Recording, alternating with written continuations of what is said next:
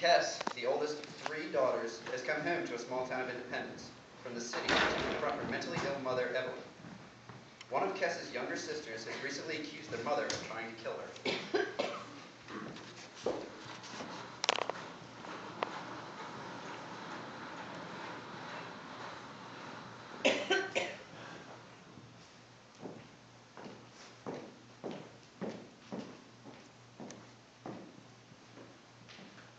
Have a seat. In a minute. Well, I will. I've been standing for hours. At PMHI, I work in the craft center, you know? I heard. Well, I thought you'd be interested considering you were the one who took me down there in the first place. Of course, now I'm helping people instead of being helped. They like all my little projects. Just simple things, really. Wood and yarn and paint and stuff. How long are you staying? Did you bring a lot with you? What are you doing? Looking through your things. What's this book? It's awfully thick. It's a study of imagery in 17th century Scottish border ballads. What do you use it for? Do you read it? I'm writing a book of my own. Really? What's it called? Imagery in 17th century Scottish border ballads. Isn't that the same thing? It's my book. I'll never understand it.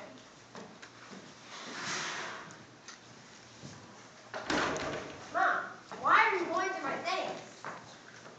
I haven't seen you. I'm trying to get an idea of who you are. How you've changed, I mean. I haven't. You came back. How long are you staying?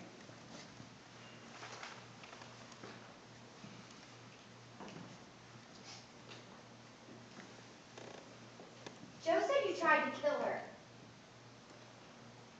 Why don't you have a seat? I'll sit down when I want to sit down. Are you afraid to sit down?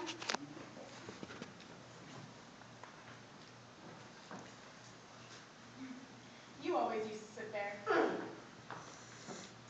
It's so hard to know what to start talking about after 4 years. Are you still a homosexual? Yes, Mother, I'm still a homosexual. Well, I suppose it'll make it hard for you to talk to Joe about this Don Orbit fellow. She's awfully confused, you know. She wanted to marry him, but I think I pointed out the disadvantages of that. What are they? Oh, everyone counsels against getting married because of an inadvertent pregnancy. I mean, look at my life. I married Henry Rich just because we were expecting you, and that didn't work out well, now did it? I guess not. What is it with the women in this family? We get near a man, and the next thing you know, we're pregnant. You're probably right to stay away from men. Mom! Are you sure you don't want to sit? I feel like I'm staring up at a big building. I'll stand. Well, I hope you don't do any homosexual things while you're in town. I mean, it's your life, but... I wonder if Joe needs help. Oh, she's gone down to the bakery for some rolls. She has? She always does when we make tea.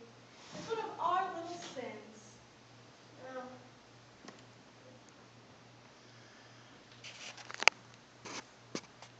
It's been so long since we talked. I'll admit, I wish you dead there for a couple years, but I'm over that now. Mom. And Joe's almost fully recovered, too. From her neck, I mean. Mother. So you can say, well, doing pretty well at the... Mother, can I say something? Of course, dear, we're having a talk. Okay. As I was driving down here, I was talking to myself. I said, Mom's had 4 years. We both have. 4 years of not talking to each other, not seeing each other, not even writing. Maybe we'll forgot how we used to talk to each other. Maybe things will be entirely different by now. Maybe we'll invent a whole new way. You talk to yourself in the car? Why do we always get into conversations like this? Why can't you just say, hello, Kess, it's nice to see you again? No. Why not? Because it isn't. Why not? Isn't it obvious? You left this family long ago. You never visited, you never told us anything about your life. I was trying to establish something for myself. And then 4 years ago, out of the blue, you decided that I needed medical attention. You did. In your opinion. I found you sitting on the floor, wrapped in a blanket behind the couch. And you gave me a hug.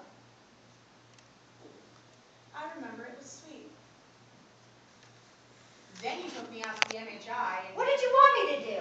Take you to Minneapolis with me? You want to go? Quit my job, move down here? That would have been a start. I am a professional. I have a career. Something that takes all my time and energy.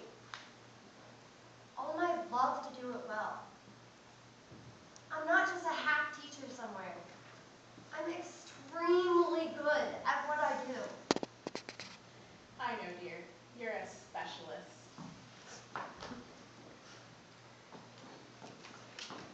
You were only in there 3 months. How much love would you like, Kess?